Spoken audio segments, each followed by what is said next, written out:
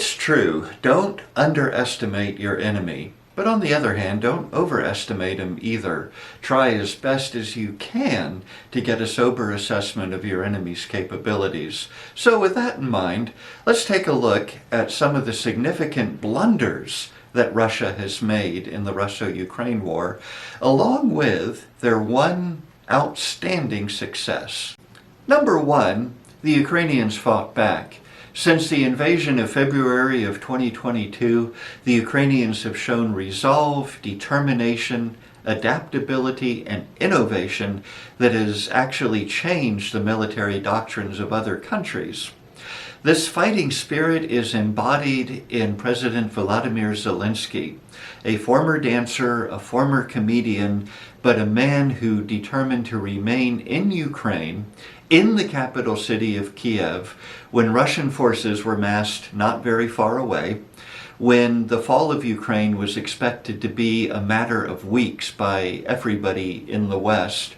And in so doing, Zelensky inspired his people and showed a degree of courage that will be remembered for years to come, when the comments and the ridicule of his detractors and critics are long forgotten.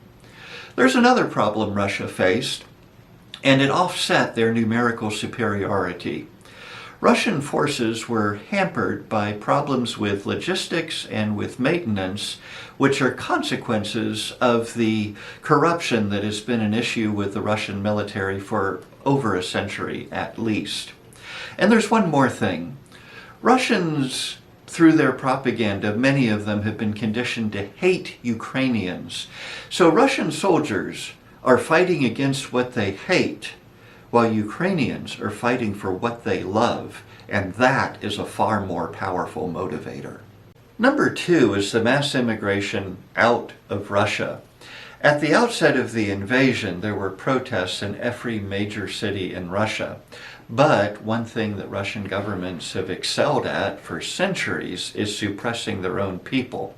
Consequently, there are a number of Russians that believe that they have no freedom, they have no opportunity, and many of them simply do not want to be mobilized and sent to fight in a war that they don't believe in. So about 1 million Russians have left.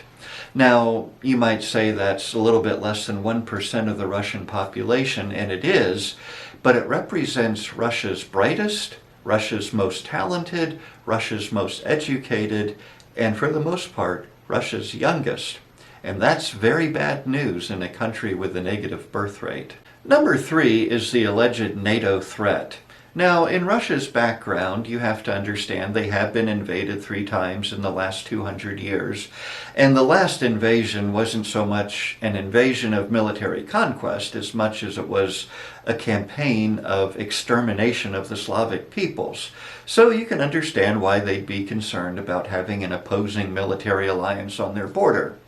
However, NATO never had any intention of invading or conquering Russia, and Putin chose to elevate and to exaggerate the alleged NATO threat at a time when some member nations of NATO were wondering, do we really need this alliance anymore? NATO was beginning to show the first signs of dissolving when Putin launched his invasion. This woke up the NATO alliance and made it stronger than ever. Not only did it do that, Sweden joined NATO, and Finland, that has had some unhappy history with Russia, also joined NATO. The result is that since the invasion, and since Finland joining NATO, Russia now has over 800 miles of border with a NATO country that it did not have before the invasion. I think we'll chalk that up as another mistake. Number four is bad generals. Putin rewards loyalty over competence. And this is understandable because while in a free country the military exists for national security, in a dictatorship the military exists for regime security. So Putin and other like-minded dictators put a very high premium on loyalty and finding officers who will tell them what they want to hear rather than what they need to hear. A case in point is General Surovikin. When the Ukrainians had seized the initiative and had routed the Russian army around Kherson, the army was in danger of annihilation. And Surovikin, on his initiative, organized a very difficult retreat at night across the Dnieper River. He didn't retake Kherson, but he did save his army from annihilation. The result is he was fired. And he's also disappeared from public view, and it's anybody's guess what has ever happened to General Surovikin. Another case in point, Yevgeny Prigozhin of the Wagner Group. This is the only element of the Russian military that was making significant headway against the Ukrainians, most famously in Bakhmut. But a falling out between Prigozhin and Generals Gerasimov and Shoigu led to an attempted coup. And this, in turn, very understandably, led to a very short life expectancy for Yevgeny Prigozhin. I know it's a bad pun, but you could say that Putin and Prigozhin had a falling out and it went a lot worse for Prigozhin. So generals like Shoigu and Gerasimov, who have totaled huge losses for the Russian army, have done nothing to combat the corruption in the Russian military, have led a disastrous invasion with significant losses, have simply remained in power for far too long, but that's because they were loyal rather than competent. Speaking of losses, this brings us to point number 5, which is losses. Sober estimates of Russian casualties since the beginning of the invasion up until now in June of 2024 range from about 300,000 killed and wounded to about 500,000 killed and wounded. To put that in perspective, think of the American Vietnam Memorial. The memorial contains the names of 58,000 Americans who were killed in Vietnam, principally over an 8-year period. It would take 1, 2, or 3 of those memorials to contain the names of dead Russian soldiers in a conflict that is not even 2.5 years old. For point number 6, I want to bring up an outstanding Russian success, and that is in the area of propaganda. During the Soviet era, the Russians honed to a razor's edge their ability to misinform and disinform. In fact, the word disinformatia, from which we obviously get the word disinformation, is Russian in origin. And through disinformation and misinformation, they have succeeded tremendously in agitating and in disrupting the politics of foreign countries. These are things that they do extremely well. How does it work here?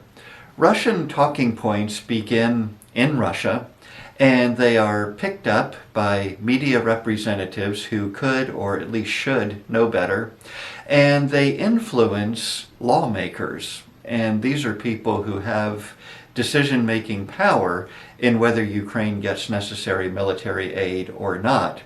And a huge Russian success was the 6-month delay in American aid. How do they do this? I'm going to leave that in the hands of an expert like Ryan Macbeth, who can explain to you in very fine detail how Russia uses social media to alter American opinion. And why is this so successful in a free society? Because citizens contact their elected lawmakers, and elected lawmakers make decisions based on, in this case, the bad information that's being fed to their constituency. For point number 7, let's look at the list of Putin's red lines. The red lines are episodes in which Putin either hinted he would use nuclear weapons or outright threatened to use nuclear weapons if the West did thus and such. If anti-tank missiles were sent from a Western country into Ukraine, that's a red line. We will, or we might, you'd better watch out, use nukes. If former Warsaw Pact countries that are now NATO allies gave some of their usable former Soviet hardware in the form of tanks and aircraft to the Ukrainian military, that's a red line. And if you cross it, we might or will use nukes. Now, one of the biggest red lines was after Russia attempted to appropriate 4 eastern oblasts into Russia proper. These oblasts are sort of like states, and so the 4 eastern oblasts of Ukraine have been decreed Russian territory, and Putin made it quite clear that any military intervention in those areas would be seen as an attack on Russia itself, and this would mean, or might mean, the use of nuclear weapons. And these threats have been very effective in paralyzing Western resolve. They have succeeded in delaying aid and causing hesitation in taking significant direct action against Russia. And so we have a desire to see Ukraine not lose, but not necessarily win, because we don't want to escalate. Well, what would escalation look like other than what's going on right now? Russia deliberately targeting civilian infrastructure, deliberately attempting and succeeding at targeting civilian populations, launching missiles that have even invaded NATO airspace in their attempts to strike targets into Ukraine. If that's not already escalation, I should like to know what is. But back to the nukes. I want to point out that with these red lines, Putin in the last 2.5 years has drawn 19 red lines. 16 of those red lines have been crossed without the use of a nuclear weapon. Why are the Russians hesitating? The reason is that while in the West, yes, we do need to take the reality of nuclear weapons seriously, the Russians know something that many Westerners have forgotten, and some Western lawmakers seem to have forgotten, and that is we have nuclear weapons also. And that if Russia wants to play that game, the cost to them will be catastrophic. Not because the Russian government is concerned about how many Russian civilians might die, but because the use of nuclear weapons could lead to a direct threat to the regime itself and Putin's hold on power. And if he ordered the use of nuclear weapons, he may face yet another mutiny, and this time one that would absolutely put him out of power. So, as it was said many decades ago, the Russians are not 10 feet tall. While they are a serious threat and a threat that needs to be dealt with, they can be defeated, and they must be defeated. You cannot win over a dictator with a military with appeasement. You have to defeat him, and it can be done, and it must be done.